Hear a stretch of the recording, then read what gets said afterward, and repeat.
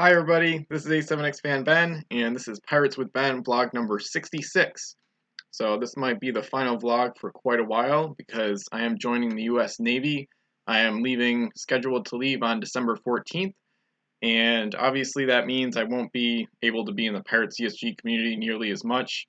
I basically can't be guaranteed being around consistently, and there might be long stretches of time where I'm away for weeks or months on end. So long story short, joining the Navy, and obviously that'll affect my participation in the community. But I have set up 3 new moderators at Pirates with Ben. So Woelf, Xerecs, and Artisturn, who some of you know as Ernie Prado from the Facebook group. Those 3 are going to be the moderators at Pirates with Ben. They already have moderating capabilities, and I may increase their power, so to speak, right before I leave or sometime around then. So they should do a great job. There's hardly any spam or trolling in the community anyway, including on Pirates with Ben on the forum there. So not worried about it. I just wanted to have more than one in case they get busy. So anyway, that's the big news and one of the main reasons I'm making this vlog. So in terms of that, I encourage you to check out past content when I'm gone or when I'm away for long stretches. The amount of content I've made for Pirates is, at least in my opinion, it's kind of staggering. I've played like over 10 massive campaign games with like really long battle reports for pretty much all of them. I've kind of been there, done that with a ton of Pirates content. So, for example, some people want like reviews of game pieces, but I think I've got about 20 miniature reviews or maybe a tiny bit less, but then I've reviewed pretty much all the game pieces between the Pirate CSG podcast and the collection review series. I've basically reviewed every game piece there is twice, or at least most of them twice in a way, even if the reviews are short through those 2 means.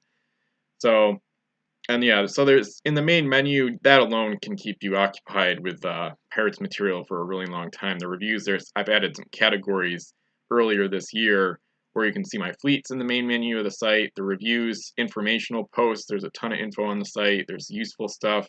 The epic tag I wanted to include in the main menu.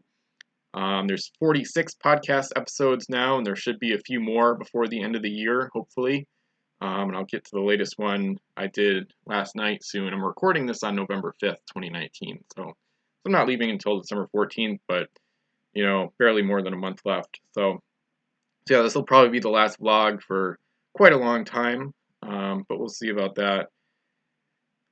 So yeah, the new moderators are there, so it'll be great. And yeah, I backed up and diversified some files, just so if something goes down, I would still have stuff. Like a ton of stuff is backed up, and there's like backups of my site I've got downloaded, like XML files, and like a ton of files are at Board Game Geek and the Facebook group, not just on Pirates with Ben. So even if something bizarre happens, where the site goes down when it shouldn't, all the hosting is paid for and set up and everything. But if something bizarre happens, almost everything is backed up in another form. And yesterday I actually saved some pages from the main menu of Pirates with Ben at the archive.org Internet Archive site.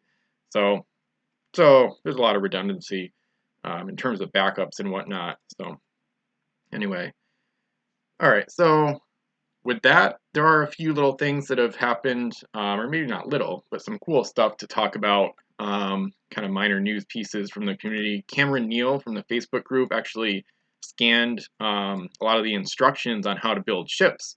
So there's a ship construction guide. I put that in at least one of the informational posts or whatever, or in the information and stats page probably, at Pirates with Ben, and he uploaded this to the Facebook group, I believe. So there's a nice PDF where he scanned the various instructional pictures from the WizKids Start Here rulebooks. So you can see the OE one is pretty extensive, so many ship types in that set. So that's really awesome to have. So thanks to Cameron for that. I appreciate him doing that. And then not too long ago, September is when it started. Gladius is also at the Facebook group. He got a pack, a promotion edition Spanish main pack that doesn't actually say Pirates of the Spanish Main on it. It just says Pirates, and it says special pack, so you can see the picture there if you're watching the video version of the podcast at least. So eventually, we kind of figured out that it should be the pack from this Donald Duck magazine, which is like the Swedish magazine that contained the Scandinavian home islands. So that's really awesome. And I didn't realize, I don't think the community really had a picture of the pack itself that they came in. I thought they were just kind of loose in the magazine in like a clear package, kind of like the Savage Shores, packs, so to speak. But I guess this is probably what it came in, based on some of the stuff we looked at. So Scandinavian home islands are some of the rarest pieces in the game, some of the most sought after. And that's a picture. That's not my picture either, of course. I don't have them. They're super rare and tough to even track down, let alone figure out a price for. But that's Old Man's picture from a while ago that luckily I saved. That shows the contents of the pack, and you can see on the right, you can see the pack that Old Man opened. It just has it just says Pirates. It doesn't say a set name. Then you can see it says Special Pack underneath. So that's pretty cool. And one kind of funky thing is that I think there's some pictures of the Scandinavian home islands at Board Game Geek or somewhere, and you can tell that they're different. So it's not the exact same fog bank and the exact same reef that are each Scandinavian home island. So they're a little bit different by pack, which is cool. So the truly crazy collectors could try to get multiple sets of the Scandinavian home islands, which is crazy. But if you're collecting all the different islands from all the different sets, I mean, might as well try to get every single variation of the Scandinavian too, which probably isn't even documented. They're so rare. I don't think we really have a record of which island shapes or reef or terrain types are in each pack or whatever, or the different variations that have been collected. So anyway, who knows? Maybe there's 16 of each of those too, like the regular islands. But anyway, so some cool stuff without a doubt, and not too much else. I guess I'll do the podcast next. So last night on November 4th, I streamed live the podcast episode with Tony Vigil, Piranha. So he was the rules arbitrator before Woelf took over in late 2006.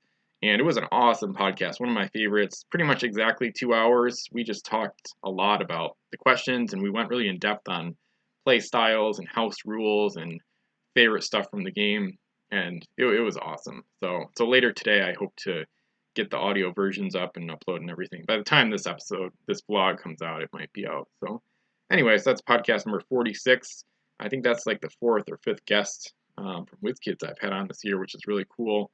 So, and like I said, I hope to do at least 1 or 2 or 3 more podcasts, no more than 3, but a couple more podcasts for the end of the year, hopefully. So anyway, now we get to the deal of the day. Guardian 958 has a nice lot up on eBay. You can find a link to this in the description below. Got some solid quantity and quality here. So I'm seeing a Frozen North LE, a Crimson Coast promo or LE, some solid rare 5 Masters, a bunch of Crimson Coast and Caribbean stuff, and then a bunch of Ocean's Edge special editions. So this one is going to end Sunday, and I think it just looks really good. I mean, the shipping's decent, decently high, I should say, $14 plus, but I think this could easily go to $30 or more, or 70 or more. I don't even know. Who knows what it's going to go for. So I think it's a cool lot. So, and that's the only thing that really impressed me. I didn't see any sales at Hills Wholesale Gaming, I don't think, right now at least. Although I will say, Hills Wholesale Gaming almost always does big sales on Black Friday, and usually for a few days after that. Sometimes it starts early, like on Thanksgiving. So if you're looking for a good cyber deal on Pirates, I would highly recommend watching out for Hills Wholesale Gaming sales on Black Friday through Cyber Monday, maybe, I think is usually what they do. But the deals have been not quite as numerous or incredible the past like 2, maybe 3 years, but still almost definitely going to have some stuff on sale there. And not just Pirates, of course. You collect the other board games on the left, they'll probably have a lot of sales. So that's a great place to get packs in the first place. So just after Thanksgiving, especially, highly recommended to check it out. So now we get to the card of the day. So I'm going to do sets 1 through 14 to include Return to Savage Shores. Actually, I'm gonna include the unreleased stuff because I'm going to use the master spreadsheet to find this game piece that I'll see. So I'm going to go to 15 just to include unreleased, even though it's not an actual set. I'm just going to include it. And but we get 5. So South China Seas, one of the best sets, I would say. and that numbers, I think, to 300 technically with the Bouchuan. So, and I just, if you notice any mistakes in the master spreadsheet, I just corrected a lot of them recently when I did my total recosting, because I was using the master spreadsheet as a basis for that. So a lot of those mistakes have been corrected, and a new version is on Pirates with Ben homepage, and I think there's new versions of the Facebook group and Board Game Geek too. I try to stay up to date on uploading new versions. So sorry about the mistakes. Most of them should be fixed, or hopefully all of them. So this number is to 301 actually with the Gale Force 9. So I'm going to go 49. So I got a guess as usual. I think I'm going to guess HMS Cheshire. I think that's an uncommon English ship. I'm trying to draw upon my knowledge of the game. HMS Lord Kettering might be number 045. Let's see what happens here. So 049. I got it. Nice. Usually I'm off by a few numbers, but this one I got perfectly. I didn't make that up. So that's what you get from playing campaign games for years and just doing the collection review series and just seeing numbers and doing trades and being obsessed with the game. Yeah, HMS Lord Kettering starts the English ship with number 45, and then 049 is HMS Cheshire. So this ship is solid, if unspectacular. Not a bad one. So 14 points for an English 3 master. This is the square-rigged ships that don't have the jib boom like the other ones. 3 mass, 4 cargo, SL speed, all 4L cannons, and then the reverse captain ability. So after the ship resolves a shoot action, she may move as a free action.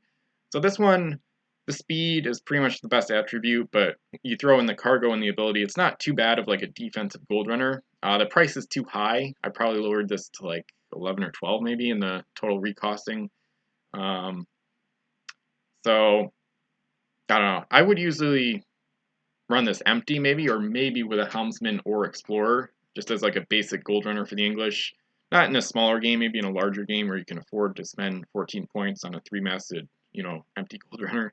But the ability kind of works actually, because I think she's much more suited to gold running than combat. The English don't have a lot of ships with this combination of speed and cargo, and then the guns are kind of serviceable. So you might get to an island and then explore it, and then while you're exploring, an opponent might come and attack you, and then if you have any cannons left over, you could use them to shoot, and then use the reverse captain ability to move away after. So the reverse captain ability actually works pretty well for this ship.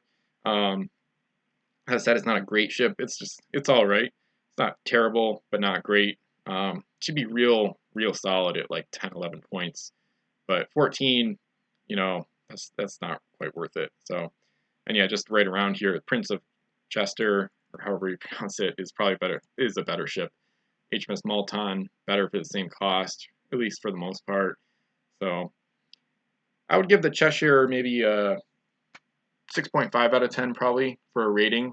But yeah, if you think of it like 5.5 as average, she might have to go down to like 6.0 out of 10, maybe 5.5, but probably 6.5, I would say, for my rating. So feel free to rate her in the comments below.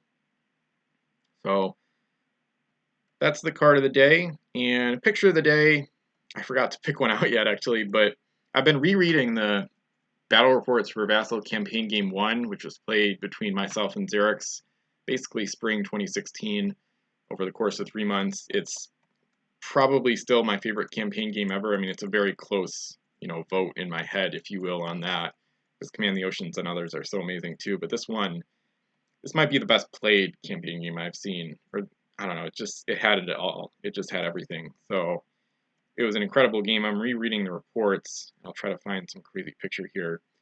So, and rereading it's really made me kind of remember how amazing it was. This looks like a good picture of the day, so I'll just go with this one.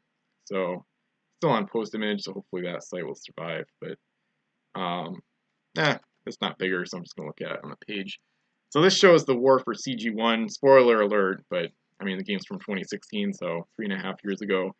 The war for CG1 towards the end of the game between the Spanish and English, and in the middle of the picture here, there's this massive battlefront between those two factions. The red tokens indicate that those are ships the English are trying to scuttle, because they were just trying to get those ships out of the way so their other gunships could surge forward to keep battling the Spanish. So, and you see in the middle of the picture, in the center there, you see a lot of ramming and boarding going on. I think that might be the Neptuno that's on fire. I'm not sure. And yeah, it's just crazy. And then there's like the super squadrons of full of cancelers were assembling. The Spanish on the right in the east, and then the English at the top of the frame. Some of their capital ships with cancelers were assembling to form like super squadrons, which would face off in a handful of turns later. So, really amazing game. There's not really, I don't think there's really a campaign game battle report I can recommend more than Vassal Campaign Game 1, which is all over my site, different links on like Battle Reports Compendium, the Huge Game Legacy thread, and I've linked to it in various places, and I can try to remember to include a link in the description, of course. So it's not as nearly as long of a battle report as Command the Oceans, which is much harder to digest because it's way more text for Command the Oceans, and it took way longer. There's way more to it. CG1 was a really long game, and there's like the battle reports are really long. Like I'm holding page down, you can see this. Hopefully, you can see this roll bar on the right. Like, you know, it's a huge battle report, but if you really want to get a feel for what it would be like to play a Vassal campaign game, CG1 was the best of the three so far. CG2 and CG3 were more lopsided, and CG1 was just classic. It just had it all, and it basically didn't. The game didn't really have any flaws, I feel like. So it's one of the only campaign games I've ever played that was like pretty much perfectly fair. It was played really well, and it was epic throughout. And like I said, pretty much no flaws. I don't really have any complaints about the game, really. It was awesome. So pretty much a perfect campaign game experience, which is kind of hard to achieve because a lot of times they have to be cut short, or physical ones can be kind of demanding because you have to reach over a table and then you knock ships over or stuff like that, or you have to go back to a binder to get deck plates out. And then the Vassal campaign games, sometimes they're really slow paced or whatever. So, or some of the ship types are missing, but that's not too big a deal for me at least. So yeah, new podcasts, good battle reports. I guess that wraps it up. That's all the features. So thanks for watching, and thanks for listening, and feel free to check out more of my Pirates content.